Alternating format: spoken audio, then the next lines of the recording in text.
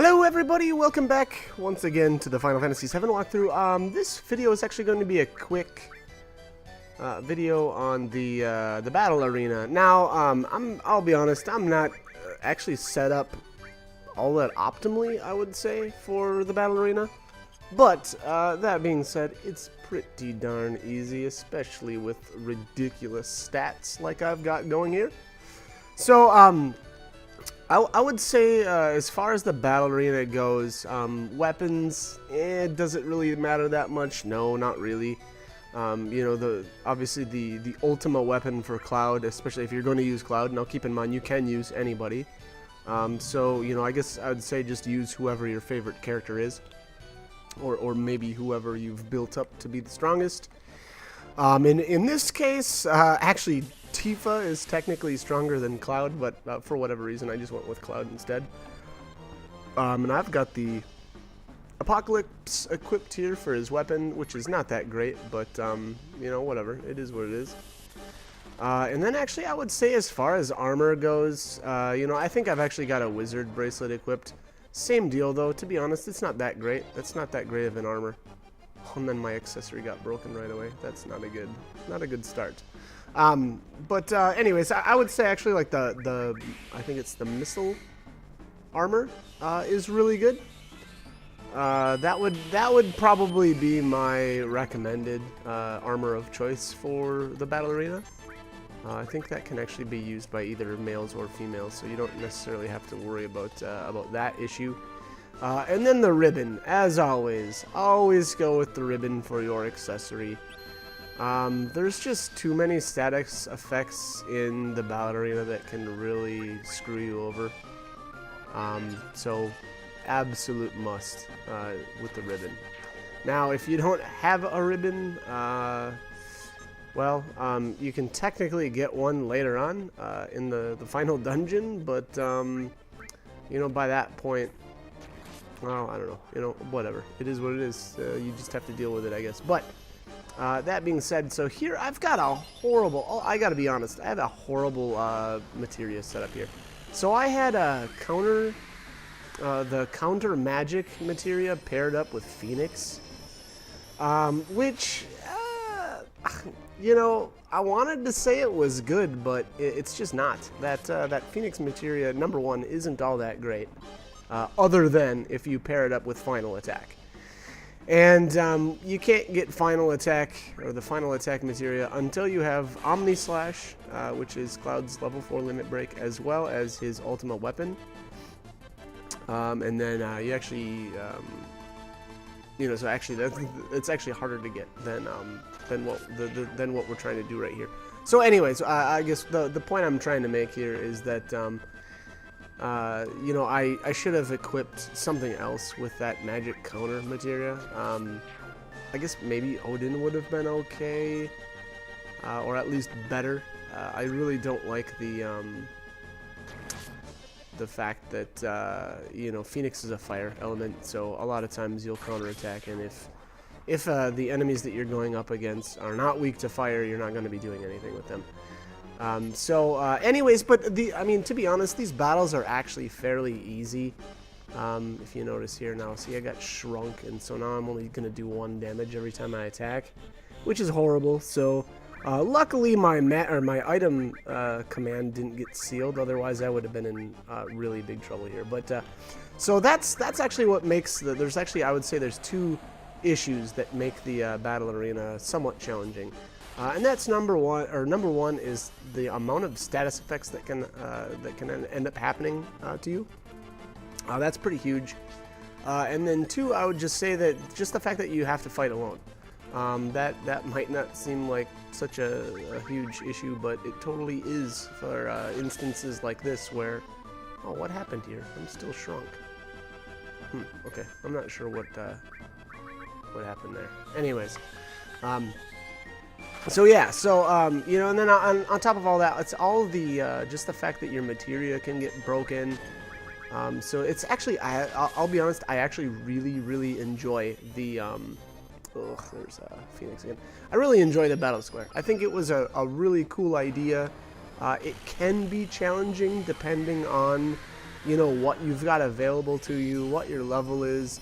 My characters, frankly, are way out leveled. They have, my stats are ridiculous. And, you know, again, I'm just actually really super prepared for this. So this probably looks a little bit more lame, you know, as to what you might be used to. Sorry, wow. So yeah, so there's that. Now, a couple of other things that kind of make the battle arena better, worse, whatever. I actually really like to use the enemy skills materia, if you noticed.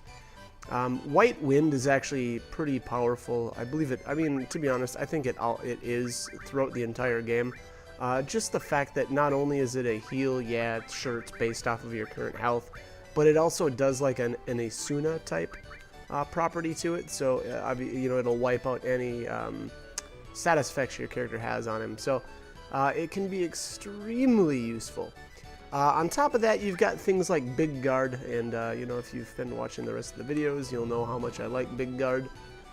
You know, the fact that it adds haste as well as you know, puts up your barriers. I just really like that. I like that enemy skill as well. Now, as far as the rest of the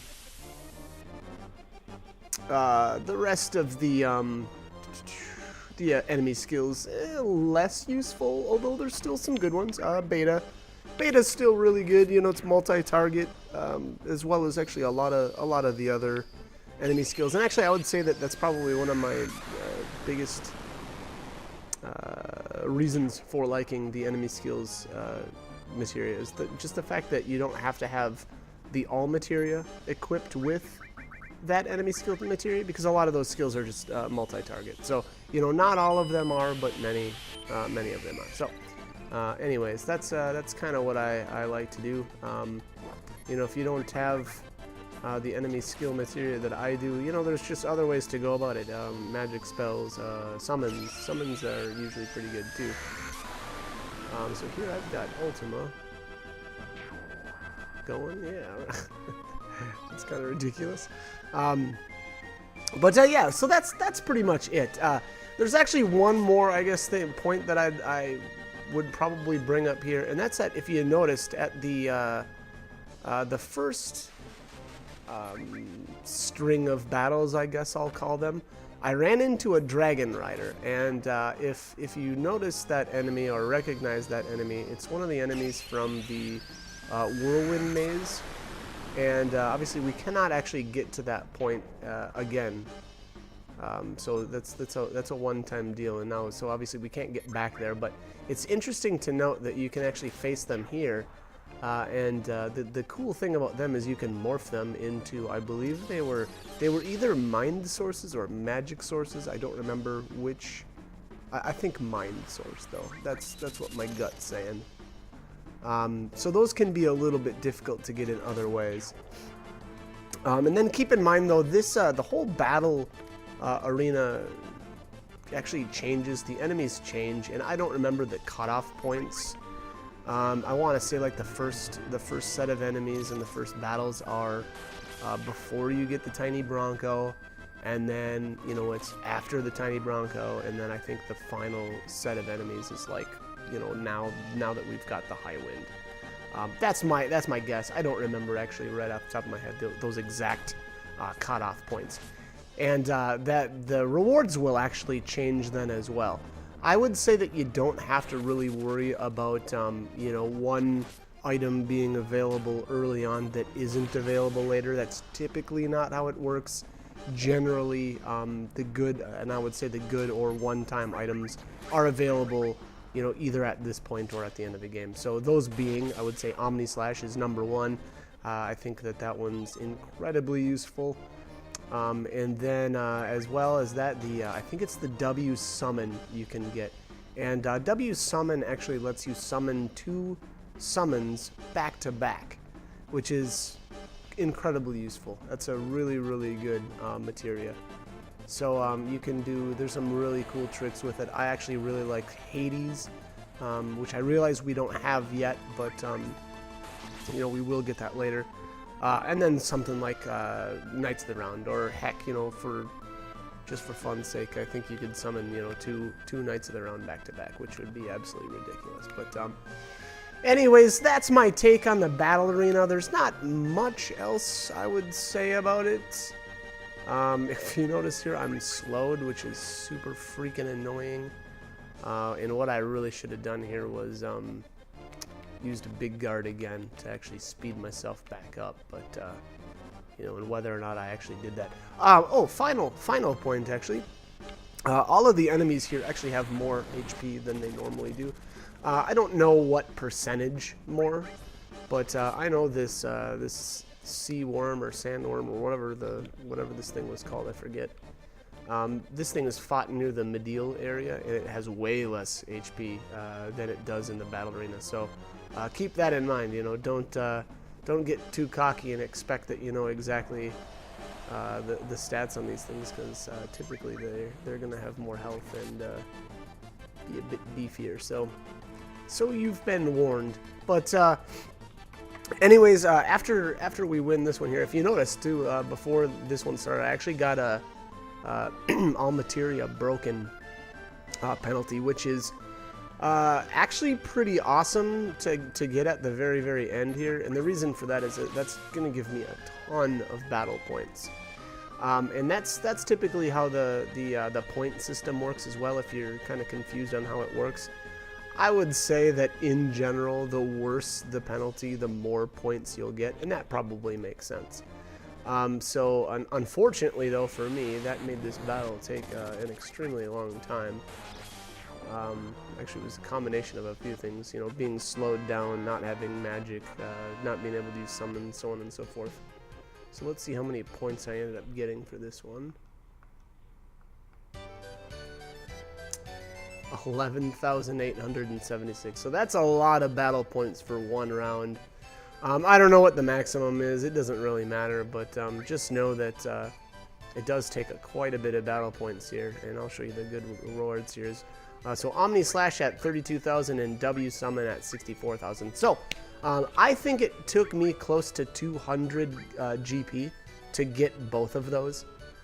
So, you know, I mean, it's all kind of the luck of the draw, though, the luck of the penalties, I would say.